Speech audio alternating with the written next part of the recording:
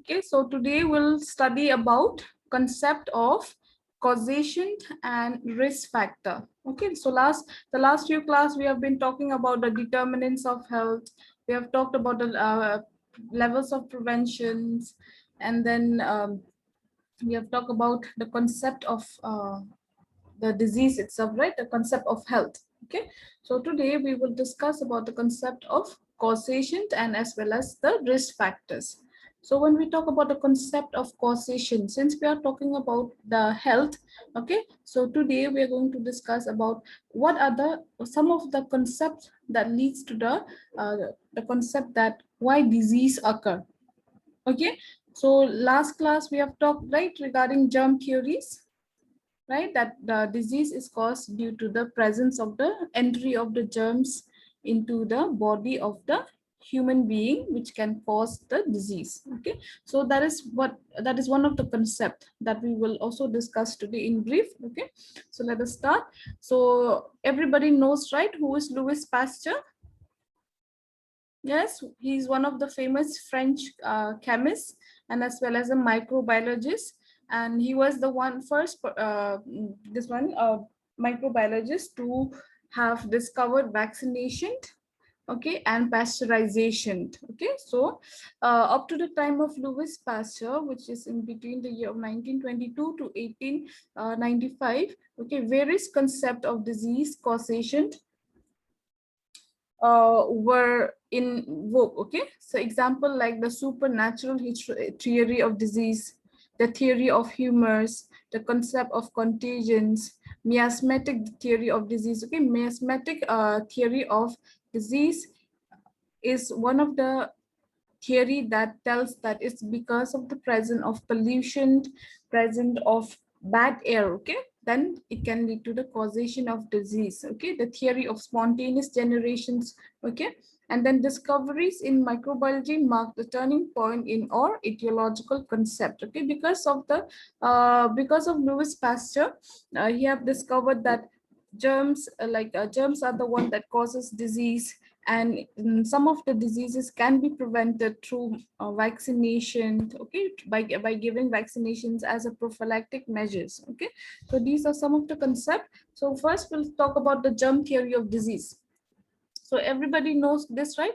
So this concept, of course, embodied in the germ theory of disease is generally referred to as one-to-one relationship between causal agent and the disease. Okay, so the disease agent, it can be microorganisms, it can be a protozoan, it can be a virus, right?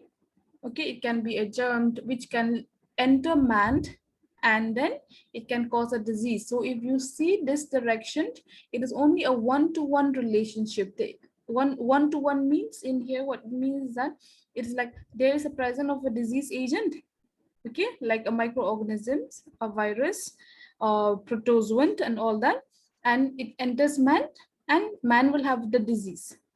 Okay, when it enters man, it will have, or the man will have a disease. So that is a one-to-one relationship, okay, according to germs theory. So the germ theory of disease, though it was a very revolutionary concept, it leads to many epidemiologists to take one-sided view of the disease causation. That is, they could not think beyond the germ theory of disease. As we have already in the previous class, we have discussed, right, regarding that the disease, when a person is sick, we should not only look into one direction or one concept, that only germs can cause disease. When a person comes in contact with germs, he will have a disease, right? So we have already studied, right, it is a multifactorials mean the environment of the person is involved, the psychological state of the person is involved, the socio-economic of the person is involved, right? Understood? So this germ theory, they fail to see that disease can be caused by multi factors. Okay, for example, now during the during this COVID pandemic, you have seen like most of the people are also tested positive, right? Tested positive, but they are having no symptoms. They are not admitted into ICU. They are not having breathing difficulty, right? Because the virus enters their body, but the body immune system or the physical health of the person, his nutritional health, nutritional um, state of the person, right? Those who have a strong immunity will be lessly affected by the virus. But those people, if you see those people who already have diseases like hypertension, diabetes mellitus, any lung diseases, okay, any chronic diseases, cancer patient, if they get this virus, since their body is already week, so they might have complication of the COVID-19 virus, you see. So this germ theory, they have only viewed disease as only in one direction, that is germs, present of germs enter into the human being and the human being will develop the disease. They fail to overlook that diseases is caused by multi factors, okay. So it is now recognized that a disease is rarely caused by a single agent alone, but rather depends upon a number of factors which contributes to its occurrence. Okay. Therefore, modern medicine have moved away from the strict adherence to the germ theory of disease. That's why nowadays we hardly concentrate on the when a person all of the people nowadays, they are very well aware about their health. So before having any disease, okay, before they have hypertension, before they develop hypertension, they will do exercise, right? They will maintain their normal blood pressure, they will eat healthy diet. So we have not we are not concentrating, okay, we are not concentrating only on the when the disease occur, when a disease occur. So we are concentrating in the broader sense, okay. We are taking care of our environment, the environment that we stay also, we are taking care of it, because we know that if our environment is polluted, we will automatically be affected, okay. So therefore now modern medicine, we have moved towards a broader sense rather than focus only on the germ theory of disease, okay. So this epidemiological trait, okay, epidemiological trait, what, because of this limitation, okay, the germ theory has so many limitation because it does not concentrate on the other factors like the physical, like the environmental factors, right, the biological factors of the person, the nutritional factors of the person, they do not concentrate on that, okay. So because one of the example is that everybody, I like last time I have given you an example, like if a person, if we go for posting in TB hospital, okay, everybody does not come back with TB, okay, everybody, every students or every nurses will not come back as being diagnosed with tuberculosis. Only some out of 100, there might be 1 or 2%. You see, it is not always that when we get exposed to microorganism we will develop a disease. It depends upon our physical health. Like if I'm undernourished, if I'm malnourished, okay, and I went for TB hospital duty, so of course I will develop the disease. When the microorganism enters my body, they will be able to multiply and then they might cause an effect on my system, okay, on my body, if I'm a malnourished person, okay. So this is one of the epidemiology means the study of disease, okay. Epidemiology means the study of a disease. It is not only the study of the disease, but studying how it is caused, okay, and how does it spread in the community. That is epidemiology, okay. So there are other factors relating to the host and environment. Host is the human being and the environment, which are equally important to determine whether or not disease will occur in the exposed host. Okay, this demanded a broader concept of disease causation that synthesized the basic factors of agent, host, and environment. Okay, so this based on this epidemiological trait, we have three factors. Okay, we have three concepts, that is the agent, the host, and the environment. Can you see this diagram? The environment, the agent, and the host. Okay, so this model, it has the basic concept that All these three has to correlate with each other. Okay, an agent means microorganisms, anything that causes a disease, anything that causes deformity in the in the human body. Okay, and then the host is a person. Okay, the person whom the agent or the microorganism will enter. And then the environment, it means here that the environment of the person, whether internal or the external environment. Okay, for example, now, okay, one tuberculosis is the agent. Okay, tuberculosis, okay, the mycobacterium tuberculi, okay, that is the microorganism that causes tuberculosis. Suppose it is a mycobacterium tuberculi, it enters the human body, that is the host. And if this human body his internal environment, if the internal environment of the human body, that is if the person is very malnourished, right, he is a smoker, he does not maintain hygiene, okay, his environment, his sanitation is not proper, not adequate. So what do you think, the will the tuberculosis mycobacterium tuberculi can affect the person? Yes, he can affect the person. Why? Because his environment is not favorable. His environment is not favorable. It's not healthy. That means it can infect the person. Okay, it can cause tuberculosis of that host. But for example, now Mycobacterium tuberculi is the agent and it enters a human body, that is the host. But the environment of the person is very healthy. Okay, he is not well nourished. Okay, his environment is clean, he's maintaining a good lifestyle. That means even if the microorganism enter his body, it will not be able to survive.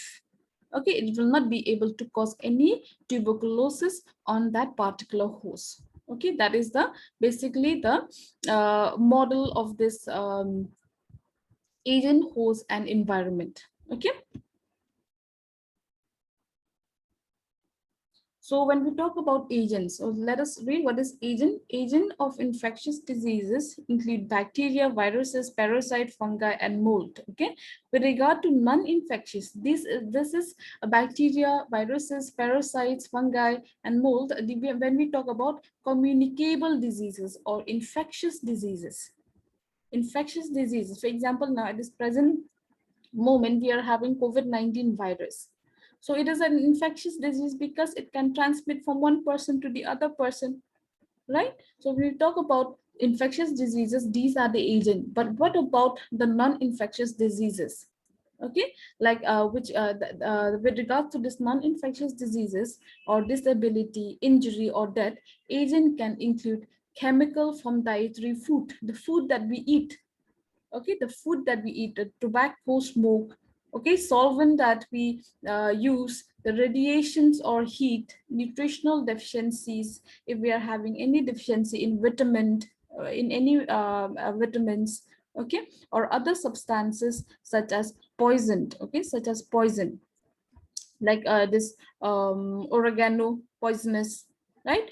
People who drank pesticides, people who drank all those lysols, okay, those are the thing that can cause non-infectious diseases. Okay, and those diseases can also cause disability, injury, or death. Okay, one or several agents may contribute to an illness. Okay, for example, if a person is not eating healthy food, he's eating all the high carb food, and then he's eating oily food, okay, and he's also a smoker, and on top of that he does not do any physical exercise.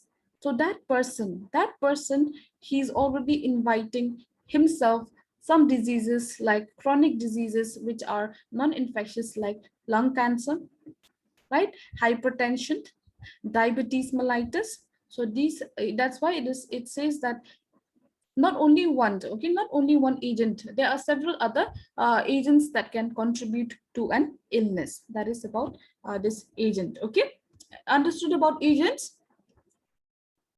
when agents mean not only microorganisms and all that. Okay, when we talk from the infectious disease point of view, we have all these viruses and all that. But when we talk from the non-infectious diseases like hypertension, right, diabetes mellitus, cancer, liver disease.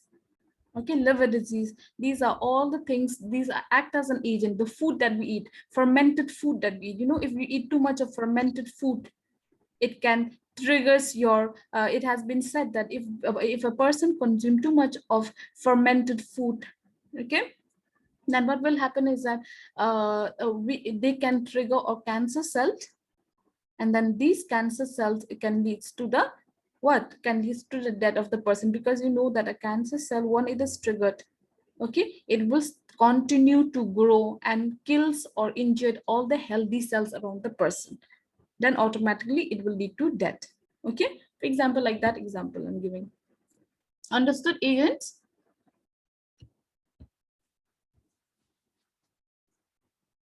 Yes, any problem till here? No, ma'am. Okay, now we'll come to host. And a host, as I've already told you, that a host is a person. Okay, for example, now like for Japanese encephalitis, right, that is one of the vector-borne diseases. So their primary host will be horse.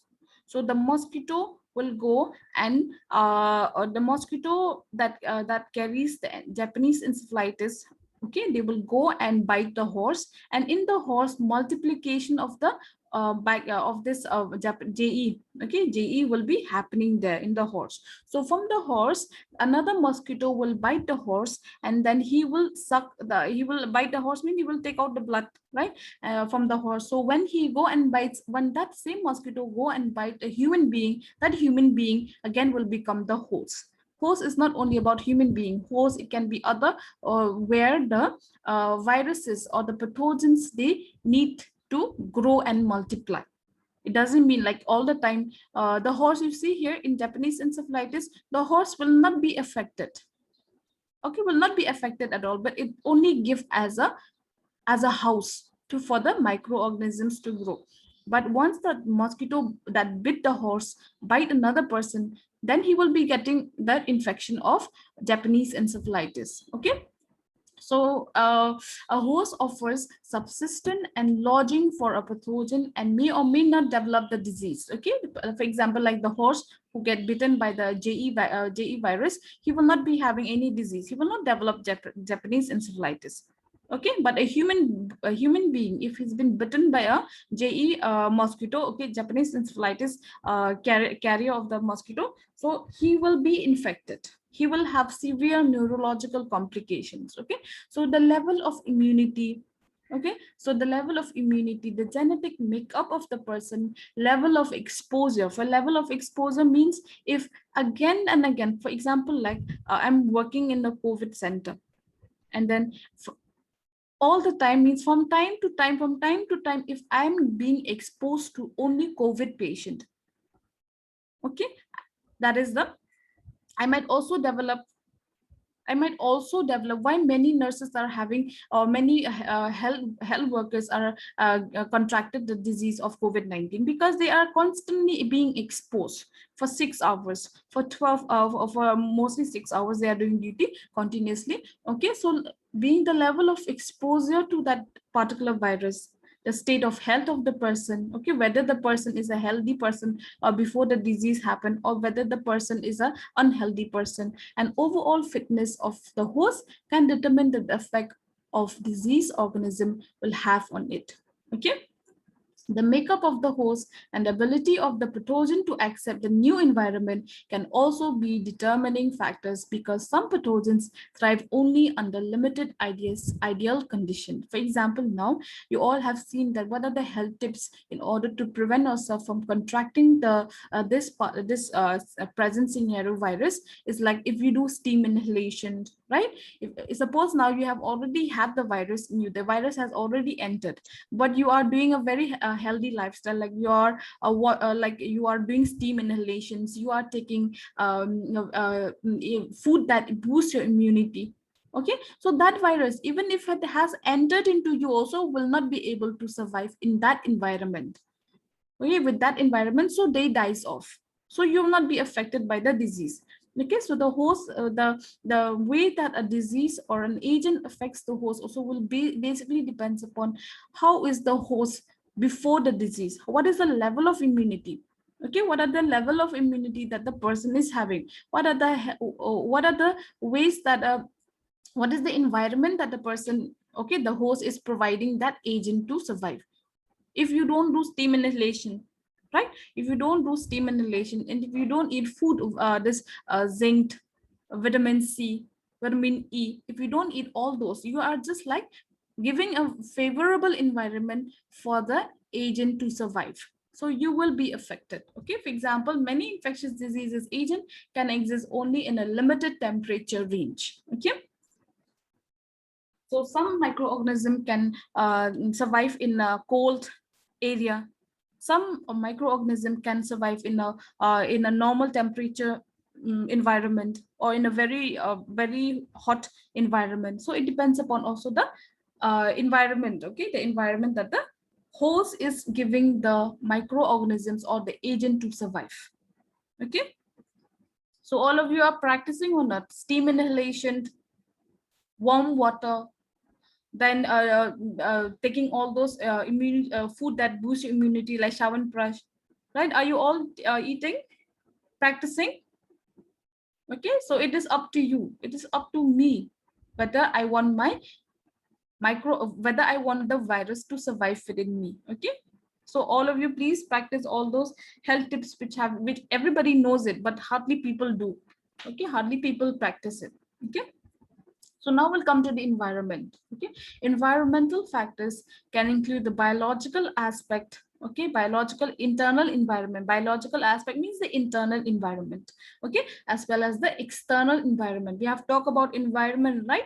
Last time we have talked about the environment, so it can be an internal environment as well as the external environment. So when we talk about internal environment means the biological aspects. Okay, what have already the person from the time of conception, he have already formed his internal environment, like his immune system, right? His immune system, and then his organs. Okay, that is the internal biological environment. Okay, the surrounding in which a pathogen lives and affect the and affects the surrounding have on it are a part of the environment. Okay, the surrounding in which a pathogen lives and the effect the surrounding have on the pathogen are a part of the environment. Okay, environment can be within a host or externally to it in the community. Within the host means that environment, that is the biological environment that the person is having, the genetic makeup of the person, the immunity level of the person. These are the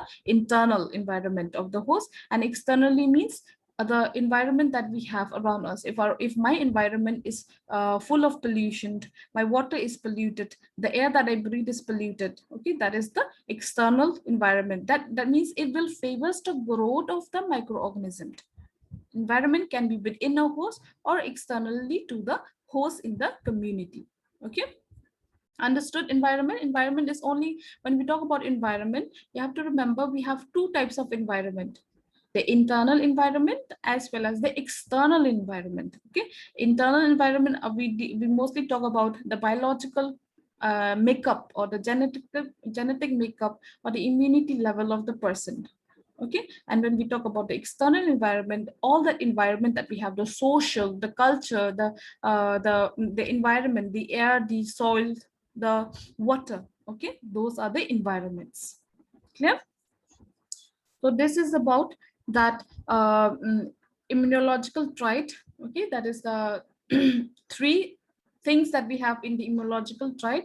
We have the agent, the host, and the environment. It basically depends upon these three things to cause a disease. If you have, even if you have the agent, but the host is healthy and his environment is healthy, environment, both internal and external environment is healthy, then the disease cannot affect, the agent cannot affect the host. But if the host is not healthy, the environment that he is not healthy, then of course the agent will have an effect on the host. Okay, So now we'll talk about the multifactorial causation. Okay, the first thing that we have discussed just now is just an agent, host, and the environment, right? But according to this multifactorial causation, it says that not only not only, okay, the agent and the host and the environment are taking part, okay, but other things are also involved in causing the disease. Okay, this is based on the concept that disease is due to multiple factors as a result of advances in the public health. Okay, because nowadays for before in the earlier time, when a person is getting cancer, there is no treatment, he's just left like that. Okay, and then he will automatically die out of that disease, for example like cancer. Okay, but nowadays when a person is being diagnosed with cancer, what we used to do is that we start with the chemotherapy treatment, we start with the radiation therapy, right? We all have this treatment. We can do surgery in order to remove that particular area, particular organ which has been affected by cancer. Okay, now if a person is having a disease, especially like all these diseases like lung diseases and all, then we can, if there is an infective diseases, then we can start with antibiotics, right? And then vector control communicable diseases. Okay, vector control means before we there is very much prevalence or the incidence of malaria, tuberculosis and all that. Why? Because we have no idea how to control them, but nowadays we have all this DTP spray, right? All those spray that we do in the community in order to prevent especially the mosquito to breed, right? So all of this we have already, means like we are already in that age where we have chemotherapy, the antibiotics, and we know how to control the vector control communicable diseases. Okay, but what happened is that although all these diseases have been controlled, but now we are facing new diseases. For example, like this COVID-19. Okay, COVID-19, why it is 19? Because it was introduced in, means like it has been known in the year 2019. Like these new diseases, even though we are very much, we know how to control cancer. Okay, I'm not saying like we know how to control cancer, we know how to treat cancer, right? We know how to treat some of the infectious diseases, but now we are again approaching towards the era of modern diseases of civilization. Okay, like lung cancer, coronary heart disease. Coronary heart disease means if a person is, because of the food habit that we have, because of the sedentary lifestyle that a person is having, then he might develop what? He might develop fats in his heart, right? And then the coronary artery which supplies the blood to the heart, they might be what? They might be small or constrict, block. So it can lead to coronary heart disease. Chronic bronchitis. Chronic bronchitis means because of the air pollutions that we are having. Okay, the air that we are breathing is no longer pure. Okay, so like these are the other diseases. A lung cancer, for example, like when a person is smoking. Okay, a person is smoking for a prolonged period of time, he is also a candidate for lung cancer.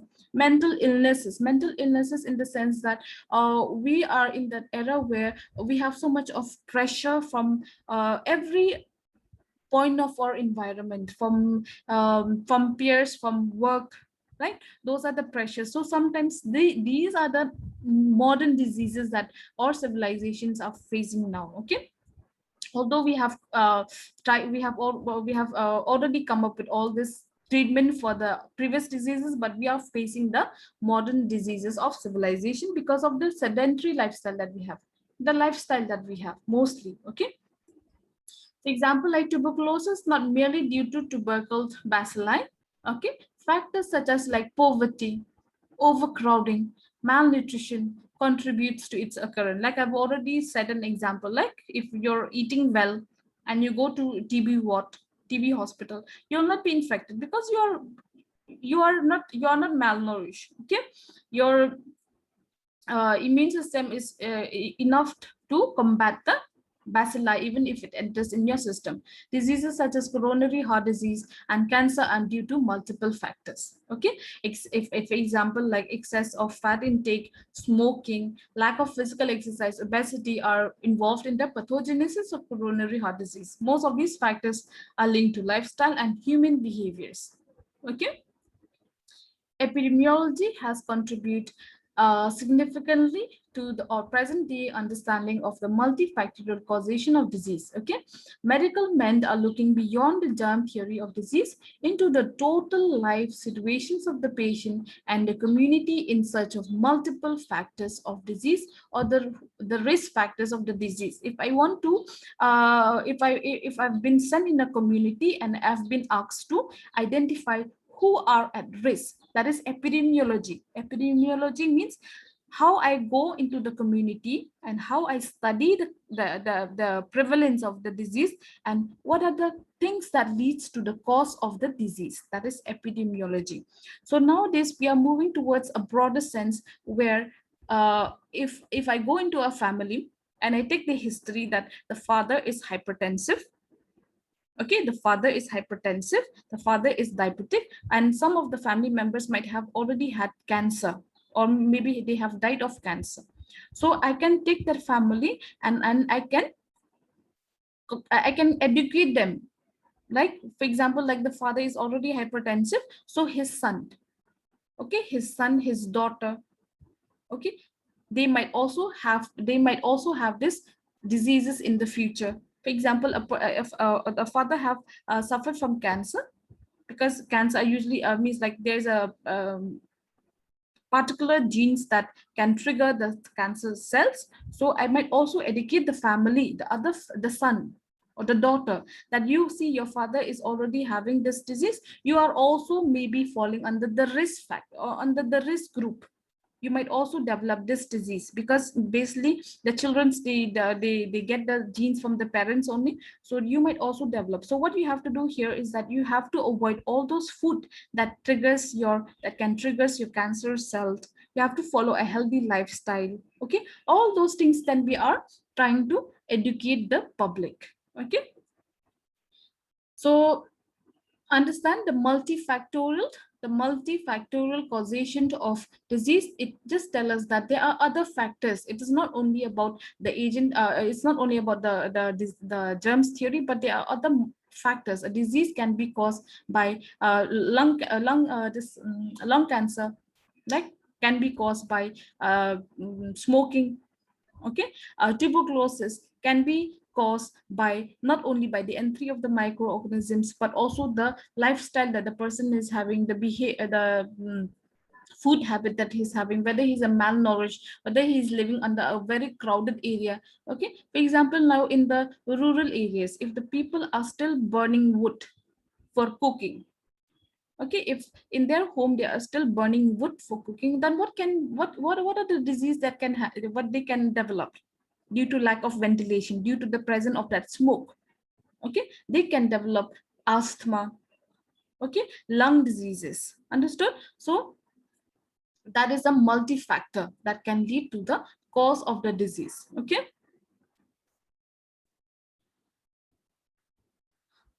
I think our time is what is the time now? It's 9:48. So can we continue another 15 minutes, since my class is till 10:15?